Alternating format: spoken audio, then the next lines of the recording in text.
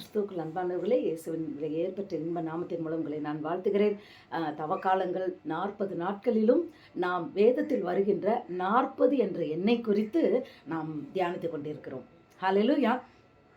இன்றைக்கு 6வது நாளாகிய இன்றைக்கு நாம் எதை குறித்து பார்க்க போகிறோம் என்றால், மோசேக்கு தேவன் 2 கற்பலகைகளில் அவர் தன்னுடைய விரல்களினால் 10 கற்பனைகளை எழுதி மோசே கையில் கொடுக்குறாரு. இதுபடி நீங்கள் கடைப்பிடிக்கணும்னு போய் நீ அவங்களுக்கு சொல்லு அப்படின்னு சொல்லிட்டு அதை எழுதும் போது 40 நாள் இரவும் பகலும் கர்த்தரோடு மோசே அங்கே இருக்கிறார். தேவனோடு இரவும் பகலும் மலையில் 40 நாட்கள் மோசே தேவனோடு இருக்கிறார்.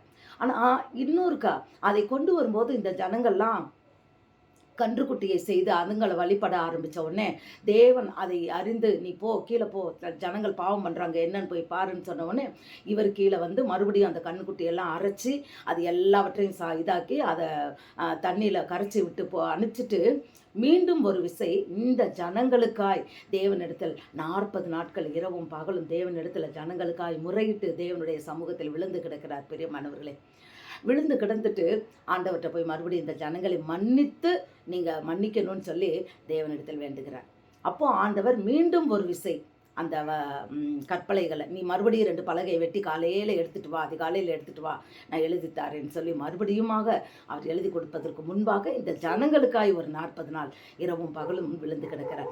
இந்த தவ காலத்தில் நாமும் இரவும் பகலும் தேவனுடைய அந்த கற்பனைகளையும் கட்டளைகளையும் நியாய பிரமாணங்களையும் நாம் தியானித்தால் அது நமக்கு எத்தனை நலமாக இருக்கும். ஹல்லேலூயா. இந்த 40 நாட்களும் ஏதோ நான் பட்டினி கிடக்கிறேன், நான் அது செய்கிறேன் இது செய்கிறேன், நான் போய் அங்கே போகிறேன் இங்கே போகிறேன்னு இல்லாதபடி நம்ம ஆத்துமாக்களை தாழ்த்தி தேவன் அதிக நேரம் வேதத்தை சத்தியம் வாசிப்பதற்கு நாம் முக்கியத்துவம் கொடுத்து அந்த கற்பனைகளையும் கட்டளைகளையும் கீழ்ப்படிவதற்கு நம்மை அர்ப்பணிக்கும் போது கர்த்தர் மெய்யாகவே நம் வாழ்க்கையில் உள்ள எல்லா விதமான தடைகளையும் நீக்க அவர் போதுமானவராக இருக்கிறார். இந்த நாளில் இந்த 40 ரகசியத்தை நாம் கற்றுக்கொண்டோம். நாளை வேறு ஒரு இதில் பார்ப்போம். இன்றைக்கு 6வது நாள்.